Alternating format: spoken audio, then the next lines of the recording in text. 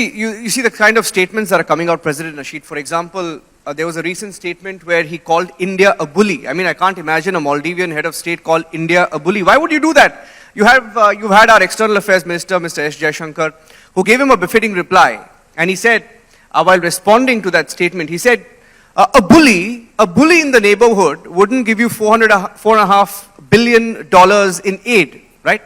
Well, I'll add to what Dr. Jaishankar said.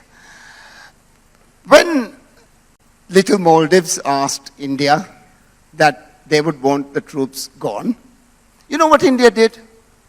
They agreed. There was no muscle twisting, muscle display. There was no arm twisting. They just wanted to have a conversation, find out how this can reasonably be done. That's not an action of a bully. An actions of a bully would be to display your muscle. Of course, you do have far more stronger than anyone around in our region, or for that matter, the planet.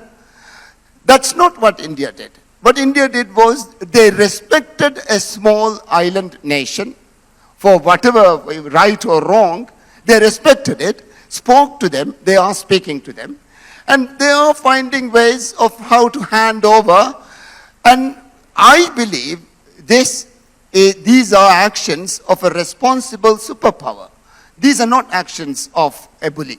Money is just one thing, but how you act, how you behave, how you treat your small neighbor, that is where a definition of bullying would come. And you would never see that. If you go back to the 70s and 60s and the United States and their neighbors and what was happening there, you would see the difference.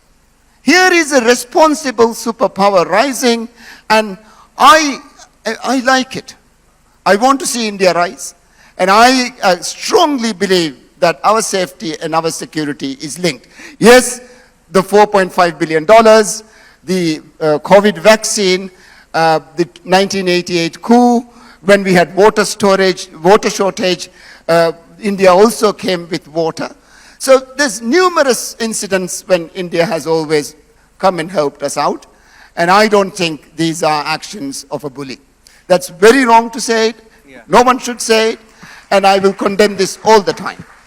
And when you speak of bullies, how would you describe China? Would you call China a bully, or would you call China or refer to China as a honey trap? I'll tell you why. Because see what's happened to Sri Lanka, and you have friends in Sri Lanka. See what has happened to Nepal, what they're trying to do in Bangladesh, for example, and in Bhutan, right? Now, all of them are wary of China today. Why is Maldives suddenly taken this still? You know, throughout the region, we swing from one side to another after every election. This is a habit. But we must try and see that we have stable foreign policy, where we have more center and not keep on swinging from one side to the other. But this is happening. It's part and parcel of multi-party democracy. If I say it's white, my opposition would instantly come out and say it's black. So there is that element to it as well. But China has given a lot of aid, loans, not aid, loans, to our countries to build a lot of infrastructure. Now, I do not think that we should measure development with concrete. The more concrete, the more steel you have, the more glass you have, that doesn't necessarily mean you're developing more. They intentionally raise the price of the projects so that the business plan fails. When the business plan fails, you can't pay back your loan.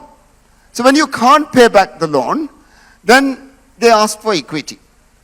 And with equity, we lose more sovereignty. So I think this whole idea that development depends on huge amounts of infrastructure is very wrong. Development is what happens to you. It's your own prosperity and it's your own happiness. So I think when countries want to counter the Road and Belt Initiative, it's not another Road and Belt Initiative. It must be focused on small projects that have big impact on households, on people. And I think a lot of the Indian projects in the Maldives are driven in this way. I've had many conversations with your officials, and they do agree that this is the best way to go about assisting a neighboring country. And I believe that, you know, we are very heavily indebted. All of our countries are very, very heavily indebted. And this year, more than I am told, that more up to 25 to 30 countries would go into default. Poor countries, developing countries, have to pay over $500 billion in interest alone to all these loans. We don't have that money because none of these projects were actually financially viable. So it is going to be a difficult year. There will be more defaults, and there will be more chaos all around us. So it's going to be sad, and I think we should be very, very mindful about where the money is coming from, how the money is spent, what are the terms of these investments. And I am very glad that, you know, Indian investments go through a tendering process. Yes. And we know what is coming to our country. It's not just some vanity project for a minister. It's done through enough assessments, and it's going through a process. And the rates are very, very low. So these are development loans. And the price is the best price.